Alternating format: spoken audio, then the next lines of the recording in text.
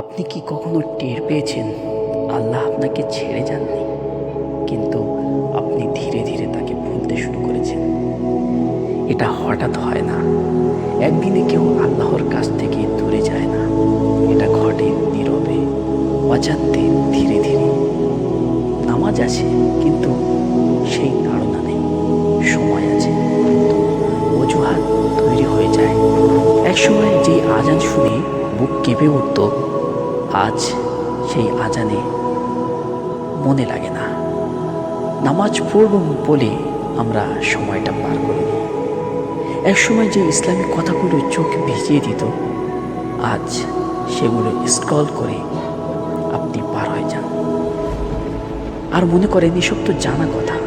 কিন্তু সমস্যা এখানে নয়, সমস্যা হলো হৃদয় আর অনুভব করছে না।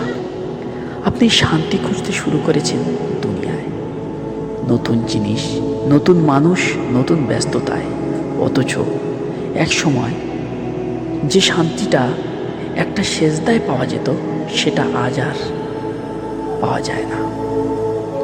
দোয়ায় হাত উঠতে কম হয়ে গেছে, দোয়ায় মন লাগে না। আর আপনি ভাবেন আমার দোয়া কি আর কবুল হবে? কিন্তু মনে রাখবেন, এটাই সবচেয়ে ভয়ঙ্কর জায়গা।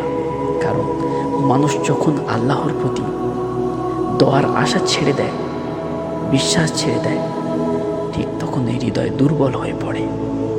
আরেকটা লক্ষণ আছে, গুনাহ সহজ লাগে কিন্তু তওবা ভারী মনে হয়। নামাজে দাঁড়ান কিন্তু চোখ ভেজে না, কোরআন খুলতে ইচ্ছে করে না। রাতের শেষ সময়, যে সময় আল্লাহ ডাক দেন, সেই সময় কেটে যায় স্ক্রলে। তখন মনে হয় আমি একেবারে শেষ হয়ে গেছি। না, শুনুন, আপনি শেষ হননি।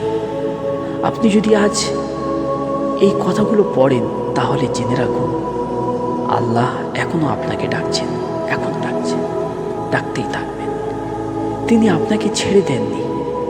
আপনি হয়তো দূরে সরে গেছেন, কিন্তু তিনি অপেক্ষা করছেন। একটা সেজদার, এক ফোঁটা চোখের অশ্রু, একটা সত্যকারের ইয়া আল্লাহ, এটাই যথেষ্ট। কারণ আল্লাহ বলেছেন, আমার স্মরণে হৃদয় শান্ত হয়। তুমি আমার দিকে এক হাত অগ্রসর হলে আমি তোমার দিকে 2 হাত যাব।